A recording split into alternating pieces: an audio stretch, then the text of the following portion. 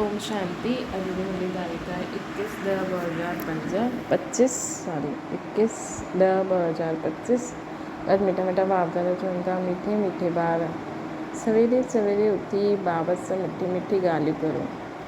वीचार सागर मंथन करण जे लाइ सवेरे जो टाइम ॾाढो सुठो। कृष्णा भगत बि भॻवान खे सर्वशक्तिवान चईंदा आहिनि ऐं तव्हां ॿार बि, लेकिन ॿिन्हिनि में अंतर छा आहे? उत्तर आहे उहो चईंदा आहिनि भॻवान त जो चाहे उहा करे सघंदा आहिनि, सभु कुझु हुननि जे हथ में आहे। लेकिन तव्हां ॼाणंदा आहियो बाबा चईंदा आहिनि मां बि ड्रामा जे बंधन में ॿंधल आहे। ड्रामा सर्वशक्तिवान आहे। बाप खे सर्वशक्तिवान इन करे चइबो आहे छो जो उन्हनि वटि सर्व खे सदगति करण जी शक्ति आहे। अहिड़ो राज्य स्थापना कंदा आहिनि जंहिंखे कॾहिं कोई छीने न सघंदा आहिनि। असां ॼाणंदा आहियूं कि बाबा सर्वशक्तिवान आहे छो जो उन्हनि वटि सर्व खे सदगति करण जी शक्ति आहे। बाबा त चईंदा आहिनि हिकु सेकेंड मां सर्व जी सदगति करे सघंदो आहे। अहिड़ो राज्य स्थापना कंदा आहिनि जंहिंखे कॾहिं कोई छीने ई न सघे। ओम शांति। ये कंहिं चयो? बाबा चयो। ओम शांति। ये कंहिं चयो? दादा ब्रह्मा बाबा। हाणे तव्हां ॿारनि खे इहे पहचानणो आहे ऊच ते ऊच जी महिमा त ॾाढी भारी आहे। चईंदा आहिनि सर्वशक्तिवान आहे त छा न करे सघंदा आहिनि। हाणे इहे भक्ति मार्ग वारा त सर्वशक्तिवान जो अर्थ ॾाढो भारी कढी ॾींदा आहिनि। सर्वशक्तिवान जो अर्थ ॾाढो भारी कढंदा आहिनि। बाबा चईंदा आहिनि ड्रामा अनुसार सभु कुझु थींदो आहे। मां कुझु बि कंदो न आहियां। मां बि ड्रामा जे बंधन में ॿंधल आहियां। सिर्फ़ु तव्हां बाप खे यादि करण सां सर्वशक्तिवान ठही वेंदा आहियो। सिर्फ़ु असां बाबा खे यादि करण सां सर्वशक्तिवान ठही वेंदा आहियूं। पवित्र ठहिण सां सतो प्रधान ठही वेंदा आहियूं। बाबा सर्वशक्तिवान आहे, उन्हनि खे सिखलाइणो हूंदो आहे न।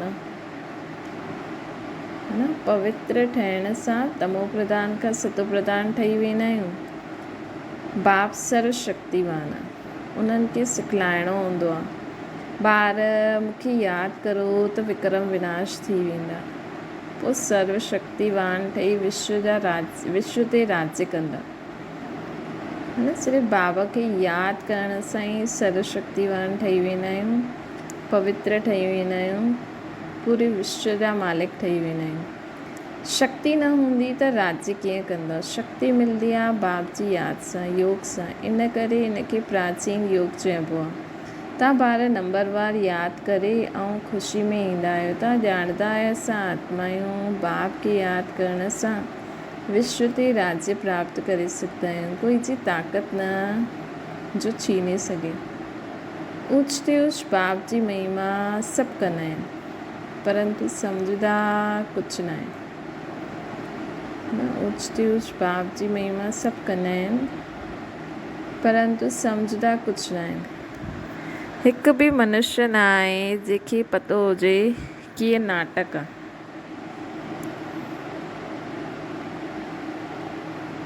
न बाप न ॼाणंदा आहिनि, न इहे सम्झंदा आहिनि कि नाटक आहे।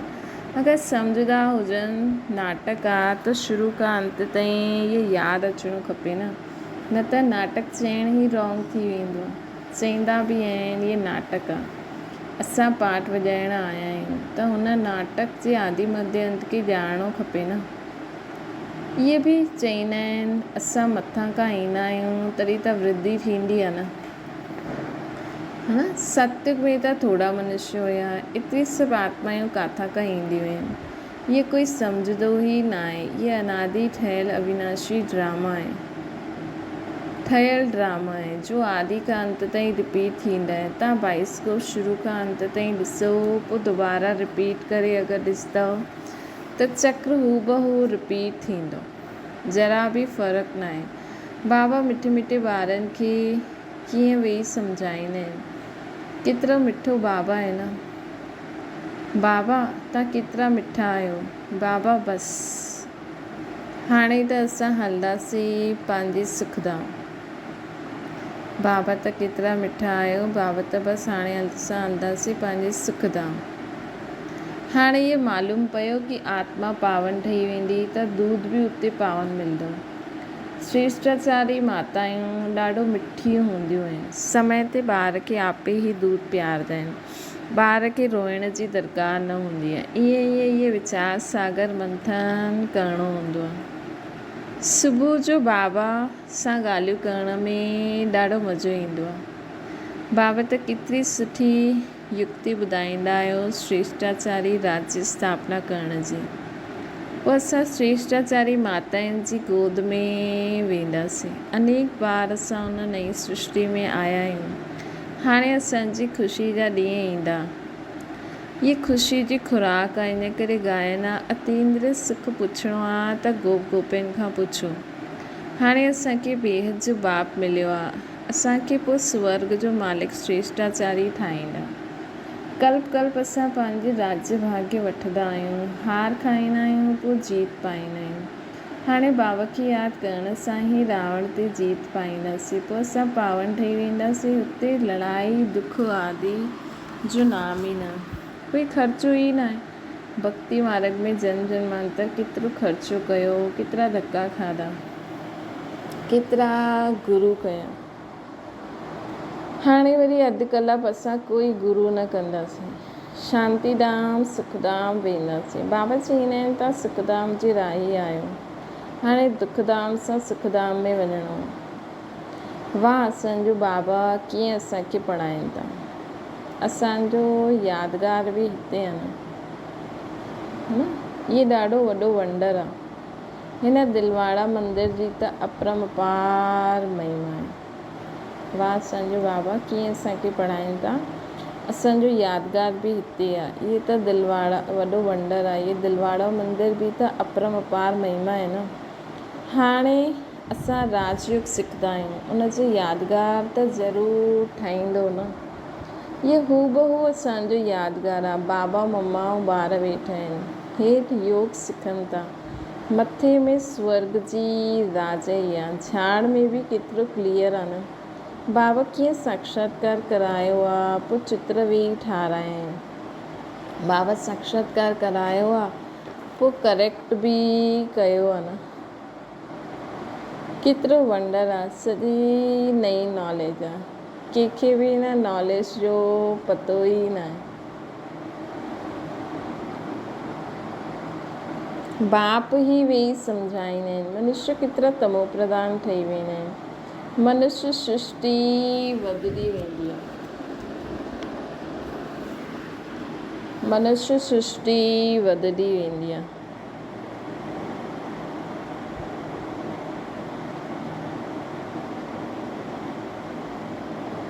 है न।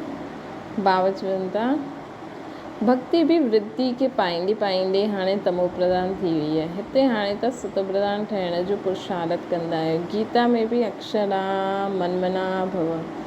सिर्फ़ु हीअं न ॼाणंदा आहिनि कि भॻवानु केरु आहे, है न। हाणे तव्हां ॿारनि खे सवेरे सवेरे उथी करे वीचार सागर मंथन करिणो आहे कि मनुष्य खे भॻवान जो परिचय कीअं ॾियूं। भक्ति में बि मनुष्य सवेरे सवेरे उथी करे कोठी में वेही भक्ति कंदा आहिनि। इहो बि वीचार सागर मंथन थियो। हाणे तव्हांखे ज्ञान जो टियों नेत्र मिलियो।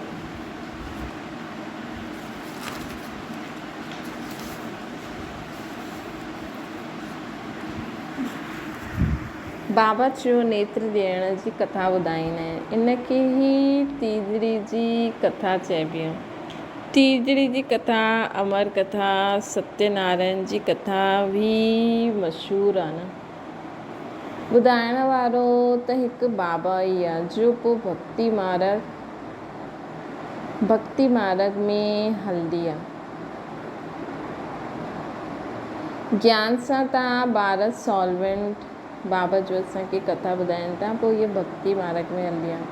ज्ञान सां तव्हां ॿार सॉल्वेंट ठहींदा। इन करे देवताउनि खे पदमपति चइबो आहे। देवता ॾाढा धनवान हुया, पदमपति ठहींदा आहिनि न।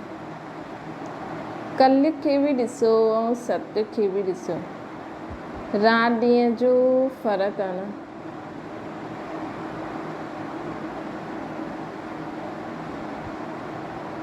सॼी दुनिया जी सफ़ाई थियण में टाइम लॻंदो आहे न। ये बेहद जी दुनिया आहे। भारत ही अविनाशी खंड आहे न।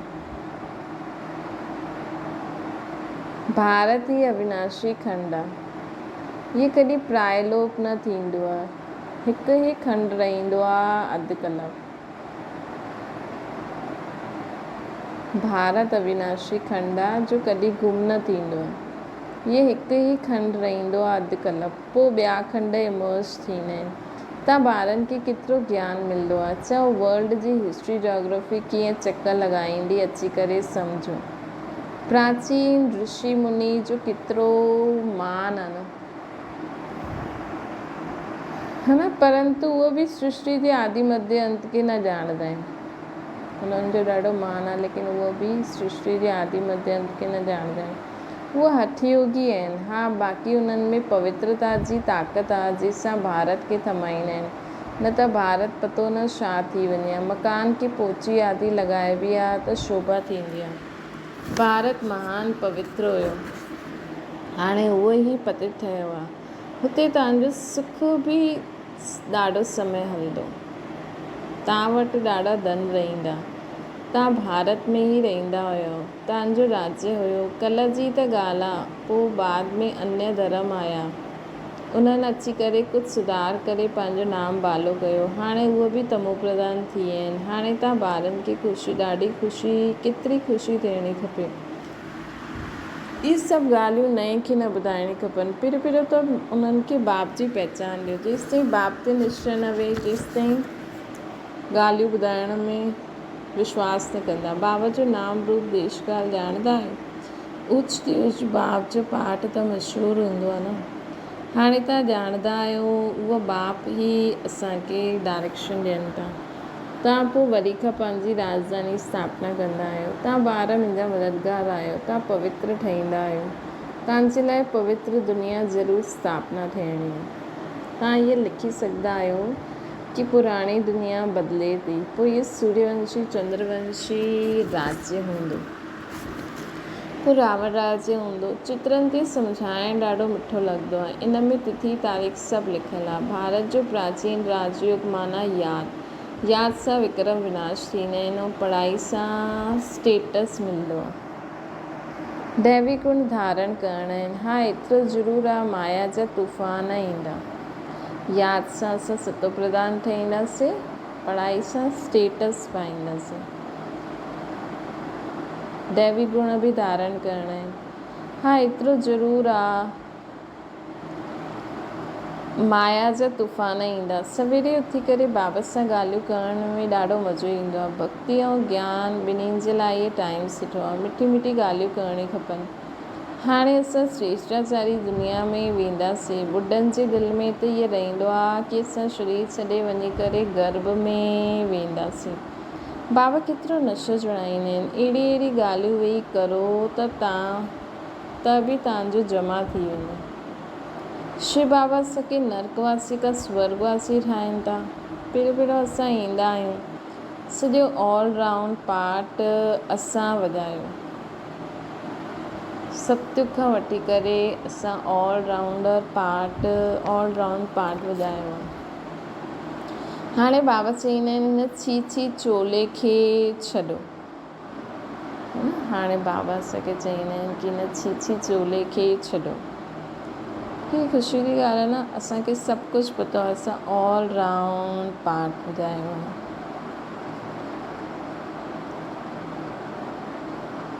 देह सहित सॼी दुनिया खे भुलिजी वञो।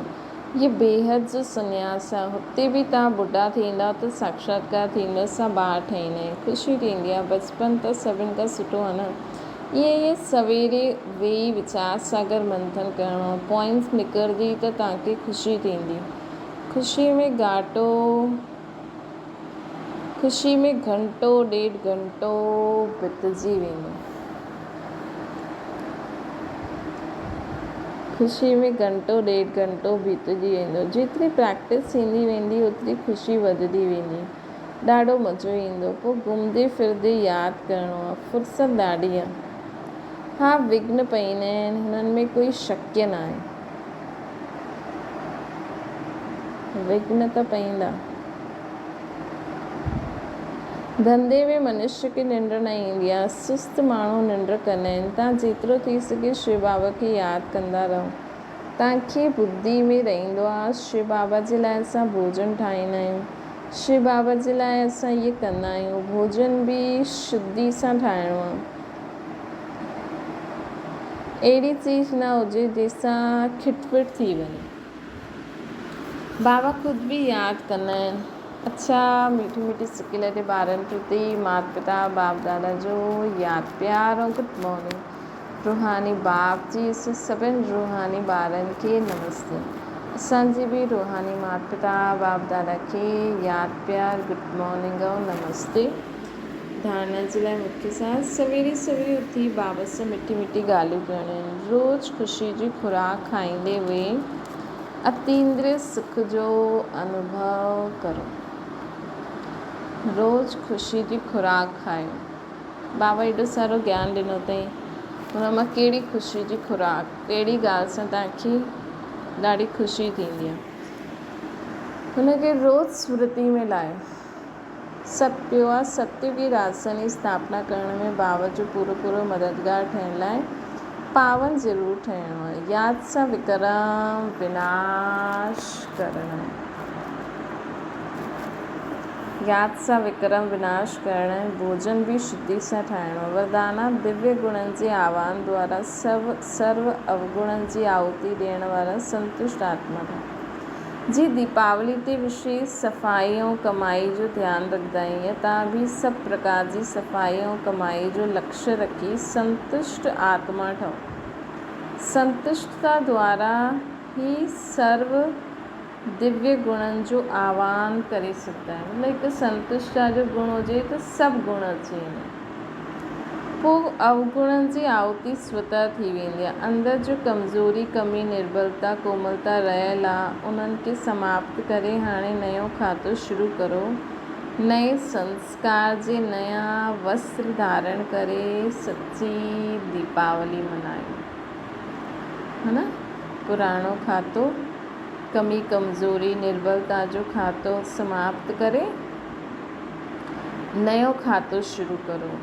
नए संस्कार जे नया वस्त्र धारण करे सच्ची दीपावली मनायो। स्लोगन आहे सुमान जी सीट ते सदा सेट रहणो आहे त दृढ़ संकल्प जी बेल्ट सुठी रीति सां बांधो। मतलब मन में दृढ़ता हुजणी खपे कि मां शांत स्वरूप आत्मा आहियां। ही दृढ़ संकल्प जी बेल्ट सुठी तरह ॿधी वठो त जो सामान वठंदा आहियो न हुनजी सीट ते सेट रहंदा। मातेश्वरी जी जा महावाक्य, मम्मा जा महावाक्य ॿुधंदा आहियूं।